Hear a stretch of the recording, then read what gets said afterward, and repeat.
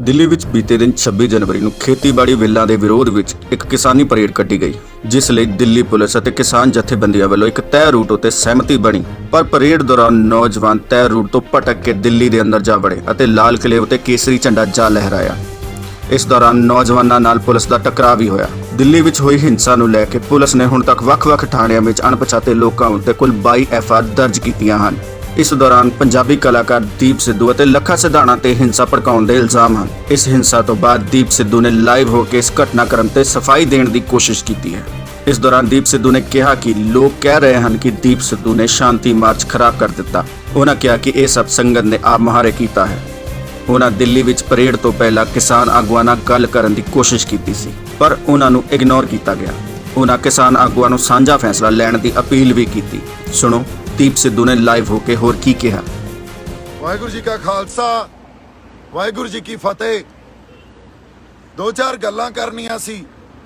ਮੇਰੇ ਖਿਲਾਫ ਬੜਾ ਪ੍ਰਚਾਰ ਹੋ ਰਿਹਾ, ਮੇਰੇ ਖਿਲਾਫ ਸਾਰੀ ਸਾਡਾ ਜਿਹੜਾ ਸੰਘਰਸ਼ੀ ਲੋਕ ਵੀ ਆ ਤੇ ਸਾਡਾ ਆਵਾਮ ਆ, ਉਹ ਇਹ ਪ੍ਰਚਾਰ ਕਰ ਰਿਹਾ ਵੀ ਦੇਖੋ ਦੀਪ ਨੇ ਇਹ ਅੰਦੋਲਨ ਖਰਾਬ ਕਰਤਾ, ਦੀਪ ਨੇ ਲੋਕਾਂ ਨੂੰ ਭੜਕਾਇਆ। ਪਹਿਲੀ ਗੱਲ ਤਾਂ ਆਪਾਂ ਕੱਲ ਰਾਤ ਤੋਂ ਜਿਹੜੀਆਂ ਘਟਨਾਵਾਂ ਵਾਪਰ ਰਹੀਆਂ ਸੀ, ਕੱਲ ਰਾਤ ਤੋਂ ਸੀਕੁਐਂਸ ਆਫ ਇਵੈਂਟ ਜੋ ਹੋ ਰਹੇ ਸੀ ਮੋਰਚੇ 'ਚ, ਉਹਨੂੰ ਸਮਝਦੇ ਆ।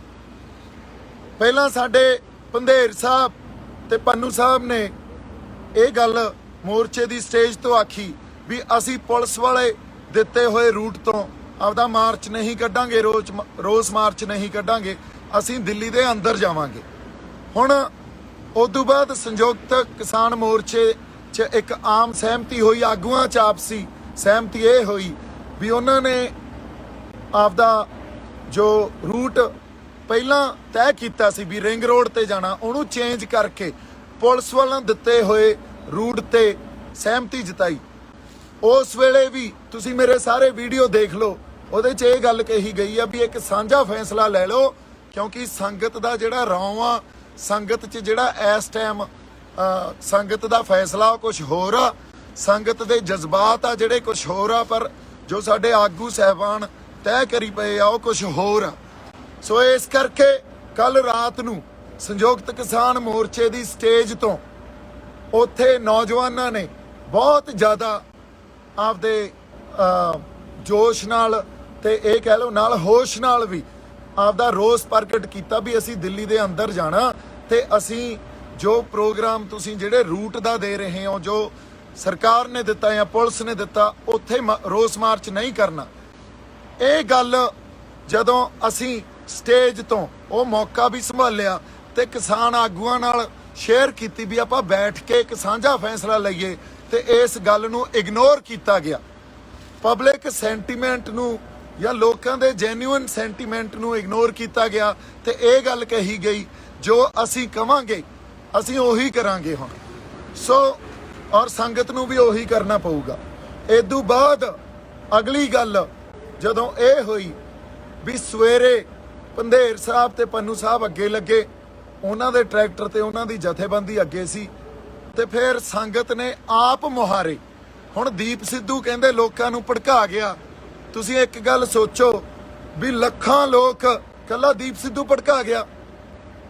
ਦੀਪ ਸਿੱਧੂ ਉਸ ਵਹਿਣ 'ਚ ਜਿਹੜਾ ਆਪ ਮੁਹਾਰੇ ਸੰਗਤ ਚਾਰੇ ਪਾਸਿਓਂ ਲਾਲ ਕਿਲ੍ਹੇ ਵੱਲ ਨੂੰ ਸਿੱਧੀ ਹੋ ਗਈ, ਤਾਂ ਦੀਪ ਸਿੱਧੂ ਵੀ ਉਹਨਾਂ 'ਚ ਇੱਕ ਸੀ। ਹੁਣ ਲੱਖਾਂ ਲੋਕ, ਤੁਸੀਂ ਇਹ ਵੀ ਦੇਖ ਲਓ ਵੀ ਜਿਹੜਾ ਜਥੇਬੰਦੀਆਂ ਨੇ ਰੂਟ ਦਿੱਤਾ ਸੀ ਉਸ ਰੂਟ ਤੇ ਕਿੰਨੇ ਕੁ ਸਾਡੀ ਸੰਗਤ ਗਈ, ਤੇ ਜਿਹੜਾ ਰੂਟ ਆਪ ਮੁਹਾਰੇ ਹੋ ਕੇ ਸੰਗਤ ਨੇ ਬਣਾ ਲਿਆ ਉਸ ਰੂਟ ਤੇ ਕਿੰਨੀ ਕੁ ਸੰਗਤ ਗਈ, ਇਹਨੂੰ ਮਾੜਾ ਜਿਹਾ ਦੇਖ ਲਓ।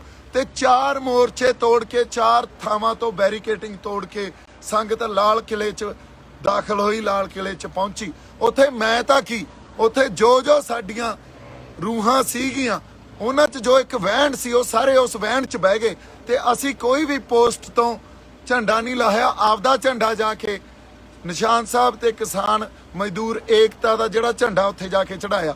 ਸੋ ਅਸੀਂ ਹਮੇਸ਼ਾ ਹੀ ਜਿਹੜੇ ਐਡੇ ਵੱਡੇ ਸੰਘਰਸ਼ਾਂ ਦੇ ਵਹਿਣ ਹੁੰਦੇ ਆ ਨਾ, ਉਹਨੂੰ ਅਸੀਂ ਕਿਸੇ ਪਾਰਟਿਕੂਲਰ ਜਾਂ ਕਿਸੇ ਖਾਸ ਵਿਅਕਤੀਆਂ ਨਾਲ ਜੋੜ ਕੇ ਦੇਖਣ ਲੱਗ ਜਾਂਦੇ ਆ, ਇੱਥੇ ਹੀ ਗਲਤੀ ਕਰ ਜਾਂਦੇ ਆ।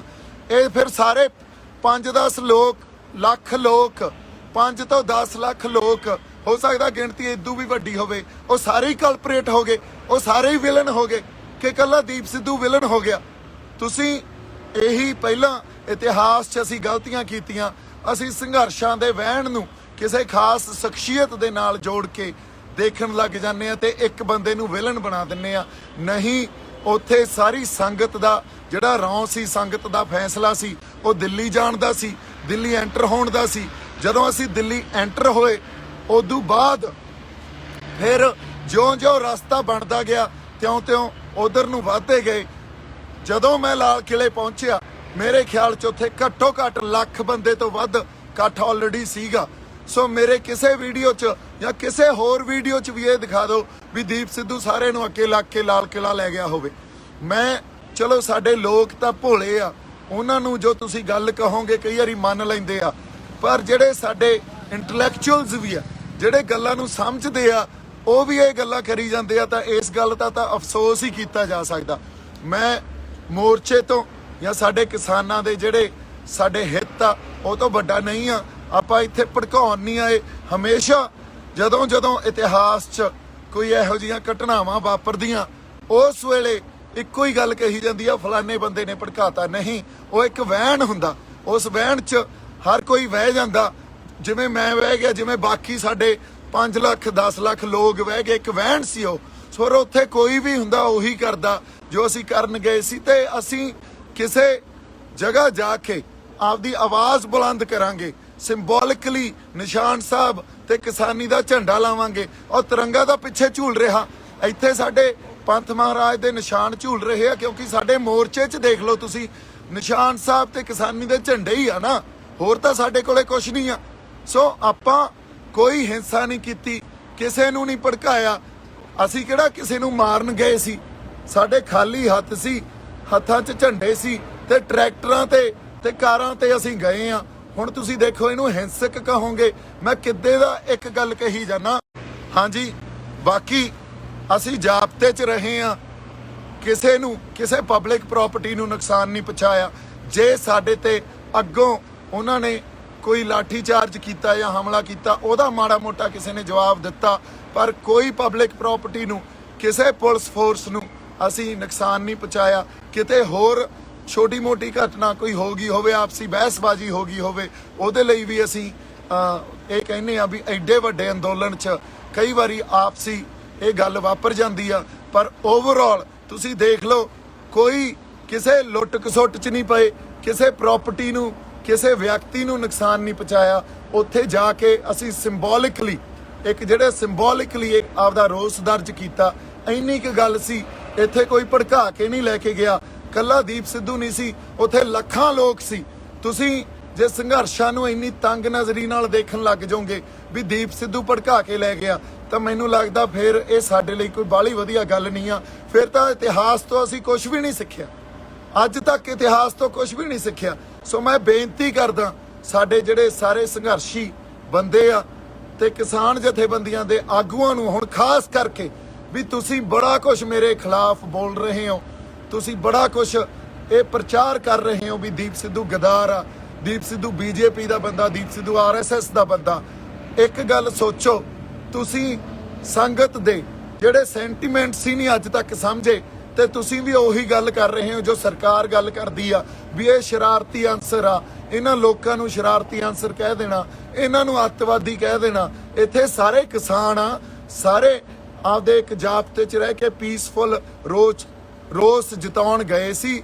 ਕੋਈ ਸ਼ਰਾਰਤੀ ਅਨਸਰ ਨਹੀਂ ਆ। ਇੱਕ ਬਹਾਓ ਹੁੰਦਾ ਅੰਦੋਲਨ ਦਾ, ਉਸ ਬਹਾਓ 'ਚ ਜਾ ਕੇ ਸੰਗਤ ਨੇ ਆਪ ਮੁਹਾਰੇ ਜੋ ਕੀਤਾ ਉਹ ਕੀਤਾ, ਕਿਉਂਕਿ ਸਾਡੀ ਲੀਡਰਸ਼ਿਪ ਜਿਵੇਂ ਸਰਕਾਰ ਨਹੀਂ ਸਮਝਦੀ, ਉਵੇਂ ਸਾਡੀ ਲੀਡਰਸ਼ਿਪ ਵੀ ਜਿਹੜੇ ਜੈਨੂਇਨ ਸੈਂਟੀਮੈਂਟਸ ਆ ਸੰਗਤ ਦੇ, ਉਹਨੂੰ ਨਹੀਂ ਸਮਝਦੀ। ਜੇ ਸਮਝਦੀ ਹੁੰਦੀ ਤਾਂ ਕੱਲ ਰਾਤ ਨੂੰ ਸਾਰਿਆਂ ਨਾਲ ਬੈਠ ਕੇ ਮੀਟਿੰਗ ਕਰਕੇ ਇੱਕ ਸਾਂਝਾ ਫੈਸਲਾ ਲਿਆ ਜਾਂਦਾ।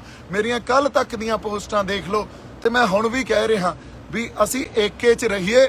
ਅਸੀਂ ਅੰਦੋਲਨ ਨੂੰ ਬਰਬਾਦ ਜਾਂ ਇਹਨੂੰ ਕਹਿ ਲਓ ਵੀ ਅਸੀਂ ਇਹਨੂੰ ਕਿਸੇ ਢੰਗ ਨਾਲ ਖਰਾਬ ਨਾ ਕਰ ਲਈਏ, ਇੱਕ ਦੂਜੇ ਤੇ ਦੂਸ਼ਣਬਾਜ਼ੀ ਨਾ ਲਾਓ। ਅਸੀਂ ਏਕੇ 'ਚ ਰਹੀਏ, ਜਾਬਤੇ 'ਚ ਰਹੀਏ। ਕੋਈ ਨਹੀਂ, ਜੋ ਹੁਣ ਮੇਰੇ ਨਾਲ ਹੋਊ ਅਕਾਲ ਪੁਰਖ ਵਾਹਿਗੁਰੂ ਉਹ ਆਪੇ ਭਲੀ ਕਰੂਗਾ, ਮੈਂ ਨਜਿੱਠੂੰਗਾ।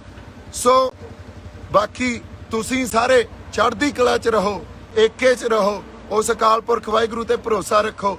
ਜੋ ਉਹਨੇ ਕੀਤਾ ਠੀਕ ਕੀਤਾ, ਜੋ ਉਹ ਕਰੂਗਾ ਠੀਕ ਹੀ ਕਰੂਗਾ। ਵਾਹਿਗੁਰੂ ਜੀ ਕਾ ਖਾਲਸਾ, ਵਾਹਿਗੁਰੂ ਜੀ ਕੀ ਫਤਿਹ।